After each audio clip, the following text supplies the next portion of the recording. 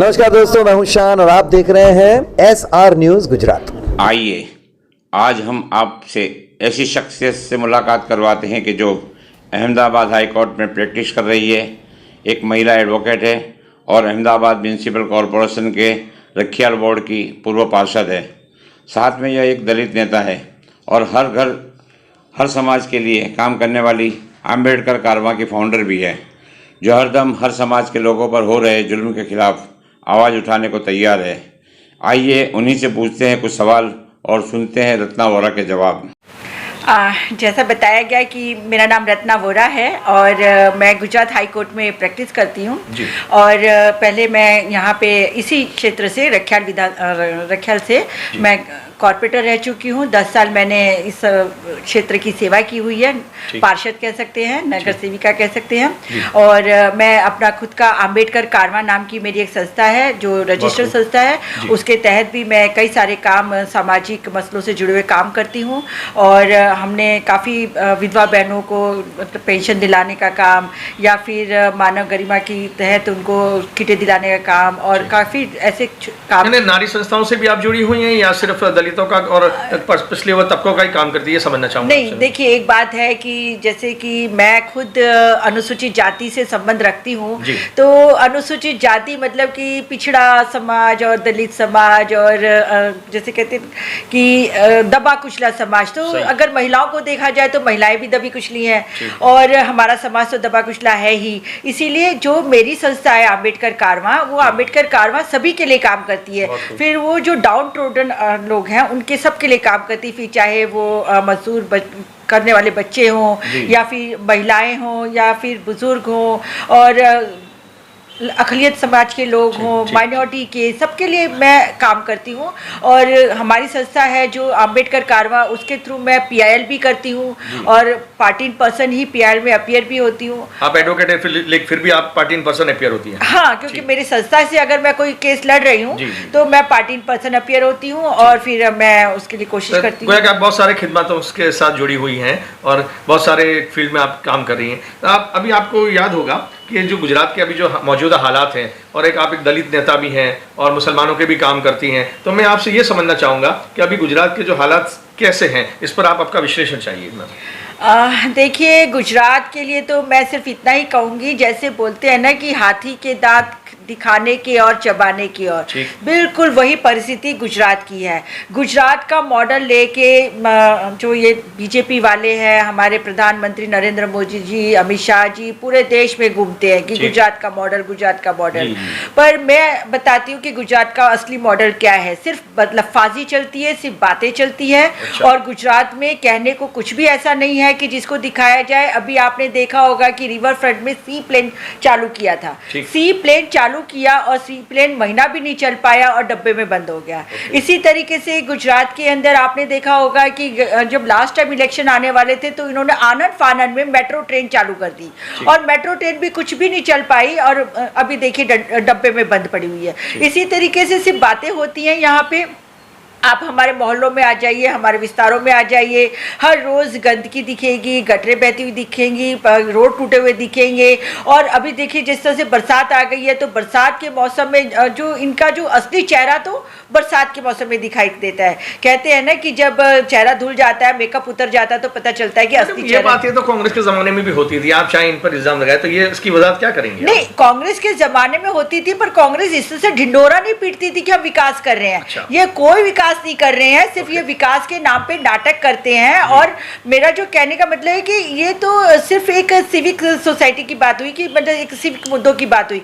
पर साथ साथ में जैसे अगर हम गुजरात को दलित समाज से जोड़े, अक़लियत समाज से जोड़े, पिछड़ा वर्ग से जोड़े, तो उनके लिए भी गुजरात सरकार ने कुछ नहीं किया है।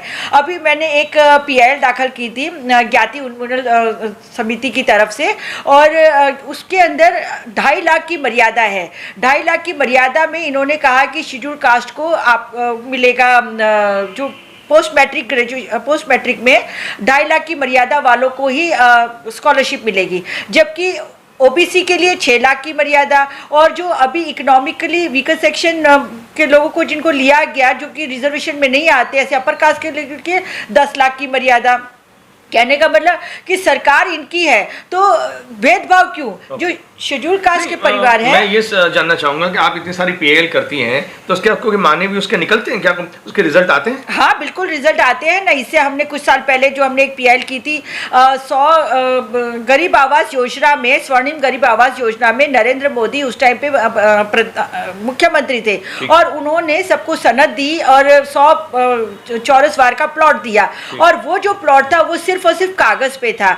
तो उस टाइम पे हम लोगों ने उस पर बहुत वर्कआउट किया और उस वर्कआउट करने के बाद हमारे एक साथी भाई हैं कांति भाई चावड़ा, उन्होंने उस पर काफ़ी मेहनत करके सारे डिटेल्स इकट्ठे किए और तब हमने बताया है कि ये स्वर्णिम जो योजना है उसमें सिर्फ कागज़ पे 100 चौरस वार का प्लॉट दिया गया था और हमने पीआईएल करके हर एक इंसान को वो प्लॉट मुहैया कराया और इस तरीके से हमारी पीआई। मैम जो आप कह रही हैं कि लीगली मैटर्स में तो आप पहुंच जाती हैं और किसी तरह से उसका कोई हल निकाल लेती है, लेकिन जो सियासी हालात हैं तो उससे आप मुतमईन, मतलब यानी आप संतुष्ट हैं या नहीं? ये नहीं बिल्कुल नहीं। कह तो रहे हैं कि यहाँ पे तो जिस तरीके से अब जैसी राजा वैसा प्रजा वाली बात हो गई। अभी देखा जाए तो ये एक ही दिशा में चलने वाले लोग हैं, ये फांसीवादी लोग हैं, ये मतलब हिटलर वाली विचारधारा रखते हैं और इन लोगों का तो एक ही एक एजेंडा है कि मनुवादी जो इनकी विचारधारा है ऐसा वो मनुवाद वाला एजेंडा लेके आते हैं और ये वापस दलित समाज को उसी पुरानी वर्ण व्यवस्था में ले जाना चाहते हैं।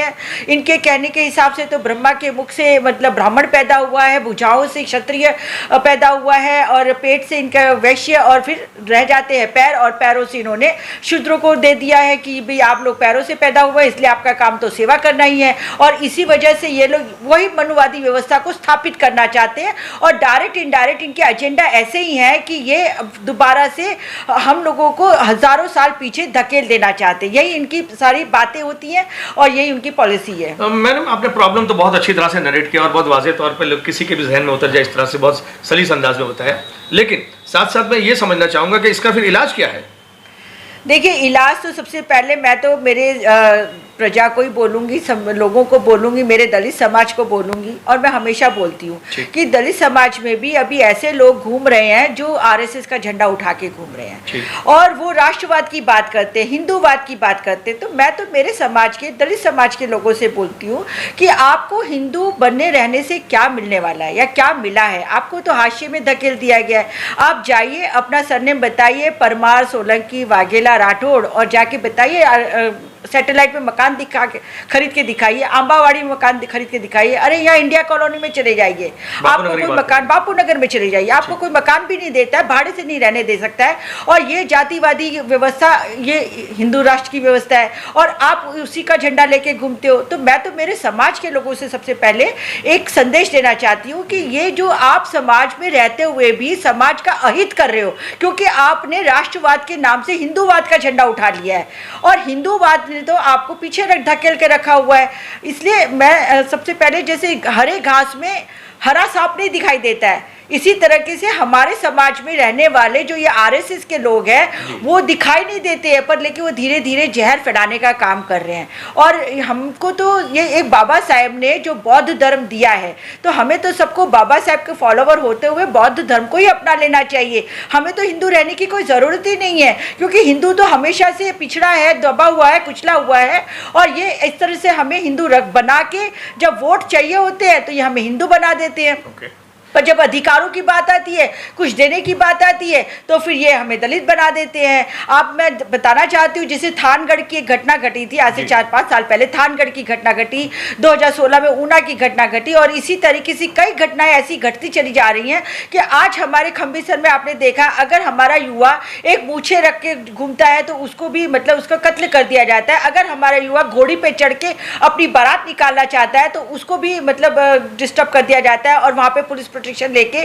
केस कर दिए जाते हैं। तो जिस तरीके से हमारी माँ बहन बेटियों के साथ बलात्कार किए जाते हैं और जिस तरीके से आज हमारे देश में और गुजरात में दलितों का और शोषण हो रहा है, उस वजह से देखा जाए तो हम लोग बहुत ही पिछड़े और होते जा रहे हैं। जब से इनका राज आया तब से हम और ज़्यादा पिछड़े होते जा रहे हैं। आपने प्रॉब्लम तो बहुत अच्छी तरीके से बताया और खास करके आपने जो एक समाज को आईना बताने का काम किया वो भी बहुत काबिल तारीफ है। अब यहाँ एक और चीज़ पे मुझे याद आ रही है तो मैं आपसे पूछ लूँ कि हिंदू मुस्लिम एकता को हम बाजू में रखें, दलित मुस्लिम एकता के कई बार एक्सपेरिमेंट किए बाबा साहिब से लेके आज तक, पर वो फेल हो जाते हैं। तो आप कितने वर्षों का तजुर्बे से बताइए कि क्या वजह है कि ये फेल हो जाते हैं? देखिए, मैंने बताया ना कि जिस तरीके से ये जो आरएसएस कैडर में काम कर रही है और वो घर घर में घुस गई है, अभी मोहल्ले मोहल्ले में घुस गई है और ये लोगों का ब्रेन वॉश करते हैं। हमारे समाज में भी ये लोग घुस चुके हैं और हमारे समाज में घुसने के बाद ये लोग जिस तरीके से नए नए लड़कों को पकड़ते हैं, मुस्लिम समाज में भी तो घुस चुके हैं। हाँ, ये बिल्कुल। देखिए ना, वहाँ पे भी कई लोग हैं जो कि अभी बीजेपी के फॉलोवर हैं। अभी आपने देखा जो उदयपुर की घटना हुई, उस घटना के अंदर जो कत्ल करने वाले कौन थे? वो बीजेपी के लोग थे मुस्लिम, कहने को मुस्लिम थे पर विचारधारा तो उनकी मुस्लिम बीजेपी वाली थी और आरएसएस वाली विचारधारा थी। तो ये लोग सब जगह घुस गए हैं, तो इनको पहचानने की जरूरत है और मेरे समाज को ज्यादा से ज्यादा बाबा साहब को पढ़ने की जरूरत है। जितना ज्यादा वो बाबा साहब को पढ़ेंगे उतना उनका दिमाग खुलेगा। और मैं तो ये कहना चाहती हूँ कि जब तक हम लोग पढ़ाई के ऊपर ध्यान नहीं देंगे, हमारे बच्चे लोग, तब तक ये तो परेशानियां होती रहेंगी। अभी आप अपनी नज़दीक के ज़माने में आ जाएं कि जैसे कि मिसाल के तौर पे हालिया तौर पे तीस्ता सेतलवार और श्री कुमार साहब की जो गिरफ्तारी हुई, तो इस पर आपका क्या रिस्पॉन्स? देखिए, ये तो बहुत ही दुखद बात है जिस तरीके से तीस्ता जी को और श्रीनिवास जी को गिरफ्तार किया गया। ये तो जिसे बहुत ही एक सुप्रीम कोर्ट ने जो जजमेंट दिया है, एक धब्बे की तरह का जजमेंट है, क्योंकि सुप्रीम कोर्ट ने ये कहा कि जो सरकार को बदनाम किया उनको भी प्रोसिक्यूट किया जाए। अरे भाई, आपने SIT की जो रिपोर्ट नहीं माननी थी तो नहीं मानते, पर इसमें ये दूसरे आपने जो टिप्पणी की, उस टिप्पणी का मौका फायदा उठा के ही तो तीस्ता जी के ऊपर, श्रीनिवास जी के ऊपर और संजीव भट्ट के ऊपर FIR दाखिल हुई।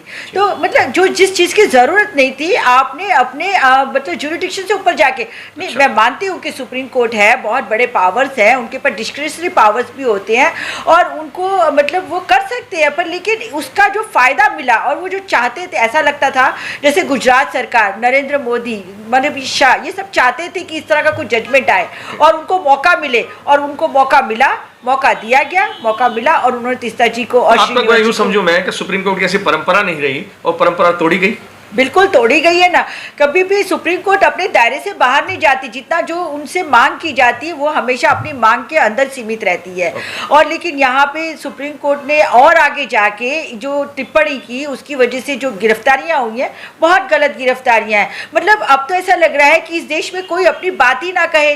मैंने जो अपना वीडियो बनाया था उसमें मैंने शुरुआत में मैंने यही कहा था कि अब तो मतलब न्याय मांगना और न्याय मांगने वालों के साथ खड़ा रहना भी गुनाह हो गया है। इस देश के हालात इतने बिगड़ते जा रहे हैं और बद से बदतर होते जा रहे हैं कि कोई अपनी आवाज ही नहीं उठा सकता। लीगल टर्मिनोलॉजी में इसे यूं कहा जा सकता है, ओवरस्टेपिंग द ब्रीफ।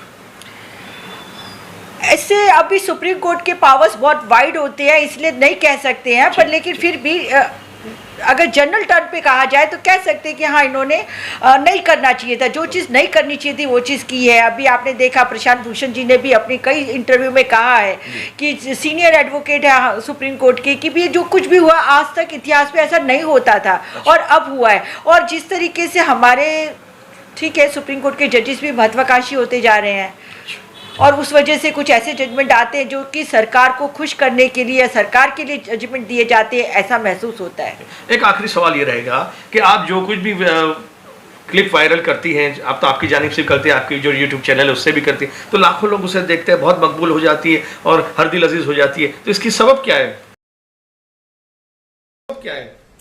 देखिए, मैं सबसे पहले मानवता में विश्वास करती हूँ और जिस तरीके से हमारी परवरिश हुई है तो उस परवरिश में हमें हमेशा यही दिखाया गया है कि भी मानव धर्म सर्वोपरि है और मानवता ही नहीं रहेगी तो कोई धर्म का कोई मतलब भी नहीं रहता है। ठीक है, मैं ऐसा नहीं कह रही हूँ कि किसी धर्म के खिलाफ मैं बात कर रही हूँ, पर मैं कहती हूँ कि मानवता सबसे बड़ा धर्म होना चाहिए, हर किसी के लिए मानव धर्म बड़ा होना चाहिए। और जहाँ तक कि मैं समझती हूँ कि अगर गलत है तो गलत के सामने आवाज तो उठाना ही पड़ेगी ना कोई तो आवाज उठाएगा। और मैं तो सच्चाई की बात करती हूँ, मैं खुद यहाँ 2002 के दंगों की साक्षी रह चुकी हूँ। जिस तरीके से यहाँ पे 2002 के दंगे हुए, उनको फैलाया गया, बढ़ाया गया और जिस तरीके से चुन चुन के मुस्लिमों के साथ गलत किया गया, कत्लेआम किया गया, उनको लूटा गया, वो सब मैंने देखा है, वो सब मैंने महसूस किया। तो वही दर्द है आज भी मुझे। ठीक है, मैं मुस्लिम समाज से नहीं हूँ, परंतु फिर भी मेरा दर्द उनके लिए आज भी उतना ही उमड़ता है कि मैं कुछ नहीं कर पा रही थी, और मैं कुछ करना चाहती होती तो क्या शायद मैं उनको बचा सकती थी, पर मैं नहीं कुछ कर पाई। आपको गुजरात की तीस्ता से तलवार कहते हो तो कोई अतिशयोक्ति न होगी ये कहूँ। कोई बात नहीं, चलेगा, पर लेकिन मेरा नाम रत्ना वोरा अच्छा है, और इस नाम से भी मैं काफी जानी जाती हूँ। इतनी अच्छी उर्दू का राज। मैंने बताया मैं दिल्ली पढ़ी लिखी हूँ, दिल्ली में ही मेरा जन्म है, और मैं अच्छा हिंदी बोलती हूँ, गुजराती भी अच्छा बोल देती हूँ।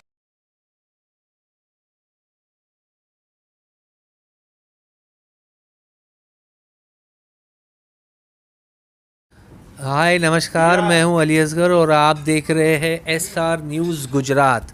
Please like, subscribe and share करो।